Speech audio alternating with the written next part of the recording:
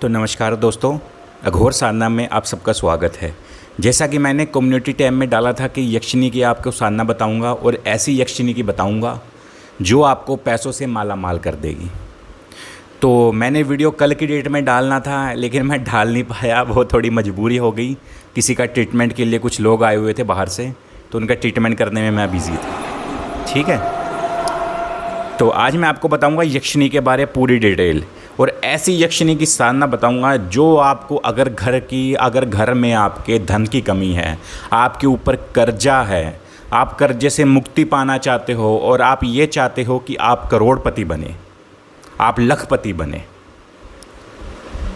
तो ये साधना आप कर सकते हैं। लेकिन वीडियो पूरी देखिएगा, इसमें सावधानियां कुछ मैं बताऊंगा जो आपको माननी पड़ेंगी अगर आपको ये साधना करनी है। ठीक है, तो चलिए शुरू करते हैं। तो तंत्र में देवी यक्षिणी, पिशाचिनी, योगिनी आदि अनेकी देवी शक्तियों की साधना का जिक्र मिलता है, जो कि आप सबने सुना होगा। साधना के दो मार्ग होते हैं, एक होता है वाम और दूसरा होता है दक्षिण।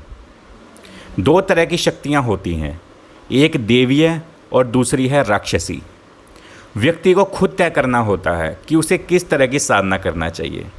और अगर मैं बताऊं तो हिंदू धर्म के अनुसार तो सात्विक साधना ही करना ज़रूरी होता है।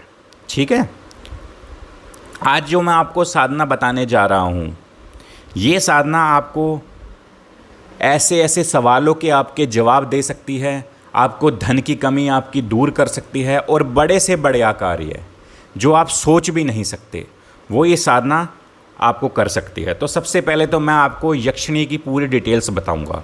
यानी यक्ष का शाब्दिक अर्थ होता है जादू की शक्ति, यानी यक्ष का जो मतलब होता है वो होता है जादू की शक्ति। जो पुराना युग था उसमें रहस्यमयी जातियां रहती थी। जो पुराने युग थे, जैसे देव भी रहते थे, दैत्य भी रहते थे, दानव भी रहते थे, राक्षस भी रहते थे, यक्ष भी रहते थे, गंधर्व भी रहते थे, अप्सराएं भी रहती थी, पिशाच भी रहते थे, किन्नर भी रहते थे, वानर भी रहते थे, ऋष भी रहते थे, और भल, किरात, नाग आदि कई तरह की जातियाँ होती थीं। ये सभी मानवों से कुछ अलग थे। इन सभी के पास रहस्यमयी ताकत हुआ करती थी, और ये सभी मानवों को किसी न किसी रूप में मदद करते थे।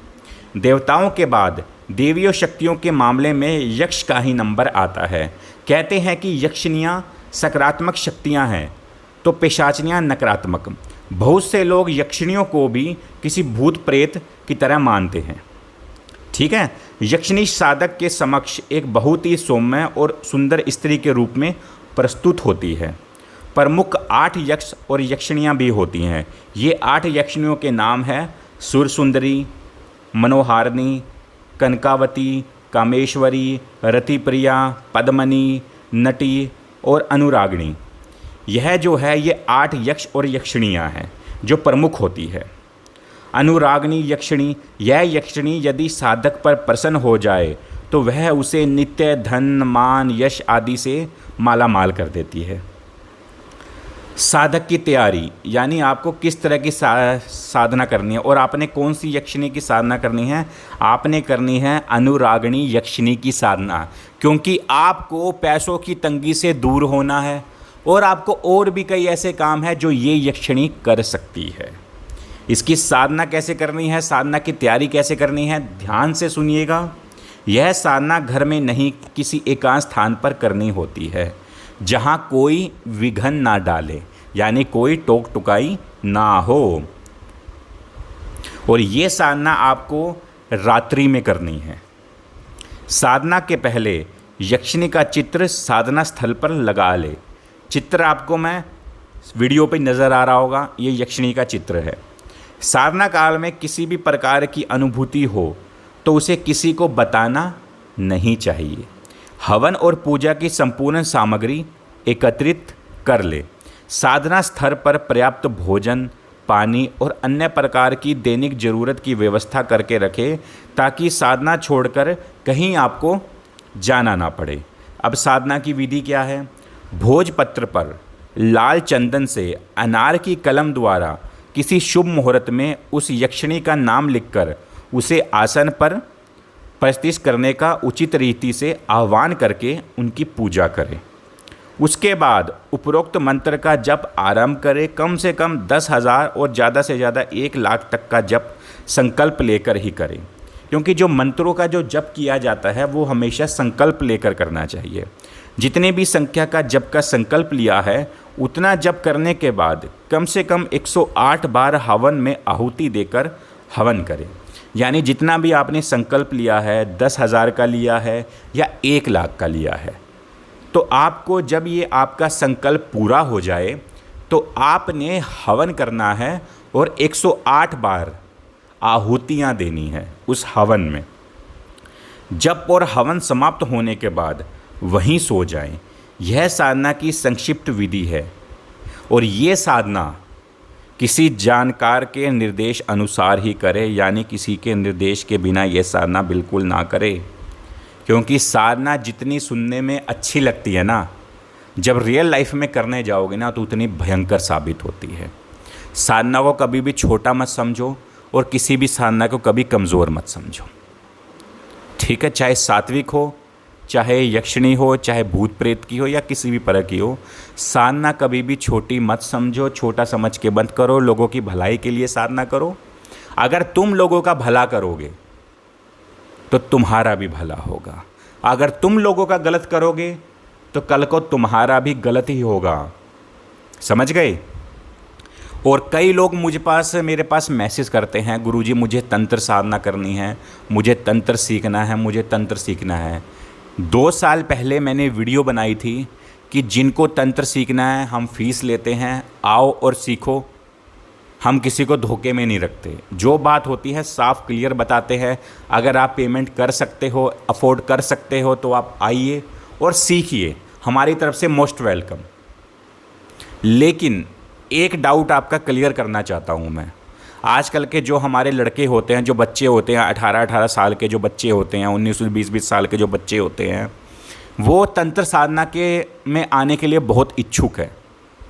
लेकिन वो क्यों आना चाहते हैं? पैसों की कमी को दूर करने के लिए कि हम करोड़पति बन जाएंगे, हम अरबपति बन जाएंगे। तो मेरे भाइयों, एक चीज़ मैं बताना चाहता हूँ, तंत्र से कोई अमीर नहीं बनता, तंत्र करोड़पति नहीं बनाता किसी को। अगर मैंने तंत्र सीखा है तो मैंने लोगों की भलाई के लिए सीखा है। मेरे परिवार पे जो मुसीबतें आई थी मैं उन्हें नहीं देख सका, इसलिए मैंने तंत्र सीखा ताकि दूसरे लोगों का मैं भला कर सकूं। तंत्र हमेशा दूसरों की सेवा के लिए होता है।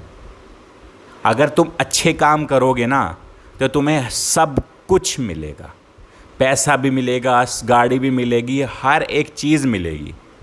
अगर तुमने साधना करके तुम्हें सारी चीज़ें सीख के अगर तुम उल्टे काम करोगे तो तुम्हें कहाँ से कुछ मिलेगा।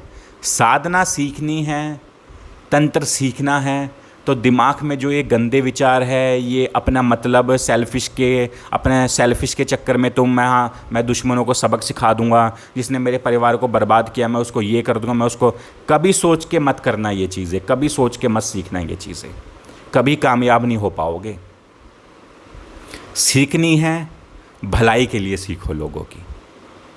परमात्मा देख रहा है, ऊपर वाला देख रहा है, क्योंकि शक्तियाँ जो होती है तुमसे लाख गुना आगे होती हैं, वो पहले ही समझ जाती हैं, ठीक है। मैं देखो वीडियो बनाता हूँ, आप लोगों को इतना समझाता हूँ तो आपका भला चाहता हूँ, मैं आपका कोई बुरा नहीं चाहता या मुझे ऐसे भोंकने का शौक़ नहीं है। मैं आपको एक जानकारी देना चाहता हूँ कि जो लोगों के दिमाग में जो मिथ है ना, वो मिथ दूर हो सके और असल में तंत्र होता क्या है उससे आपका रूबरू, आपका सामना हो। तंत्र होता है दूसरों की भलाई के लिए मेरे भाइयों, तो दूसरों की भलाई के लिए सीखो। परमात्मा तुम्हें सब कुछ देगा, तुम अपना कर्म करो, भगवान को अपना कर्म करने दो, वो अपना कर्म करेगा, तुम अपना कर्म करो, ठीक है।